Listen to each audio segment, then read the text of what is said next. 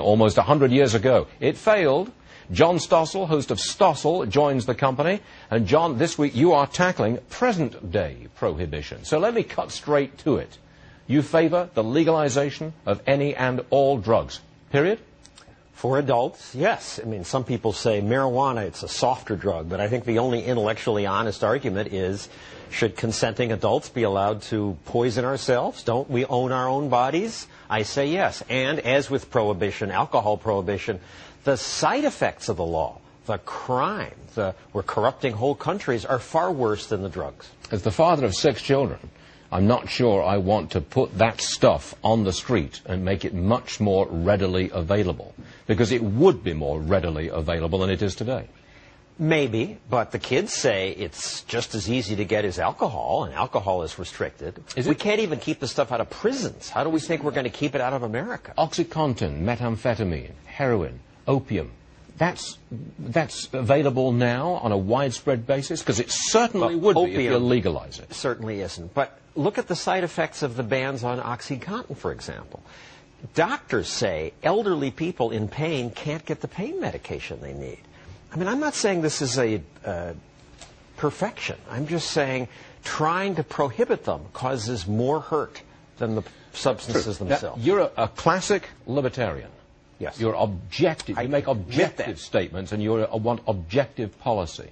There's no room for you, in your world, for a moral judgment. But I would make the moral judgment that intoxication and addiction are morally wrong. Therefore, I wish to somehow or other stop that. And if the law is the way to do it, I'll take the law. Well, I go with you up until that point, because I'll make the moral statement. Prostitution, drug use is wrong. But to ban it doesn't make it go away. Condemn it, shame people who participate, but fine. Doesn't the legal system enshrine our moral base? Well, it shouldn't. It's not in the Constitution.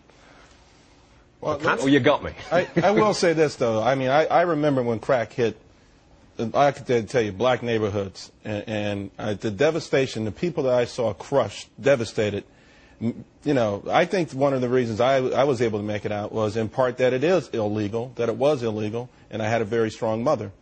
But the fact is, you know, when you say all drugs, it's just no way my mother's going to be smoking crack, and me as a 10-year-old may not be enticed by it.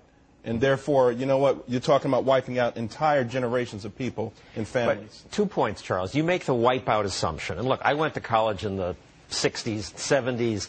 I tried stuff. I used to think that, boy, if crack had been around then, I would have been toast. But so many of these things are DEA myths. If you look at the data on crack, heroin, meth, I used to think you try it and you're helplessly addicted. 8 million people have tried crack. There are 300,000 regular users. Government data. Most people try it and give it up. People killing their grandmothers to get crack. I don't care what that says. I know people who did. I don't know too many people who ever tried crack who made it off. I really don't. Most of them have died or they're living on the streets right now. Ladies and gentlemen, it is a very interesting debate. And John, thanks for bringing it to us.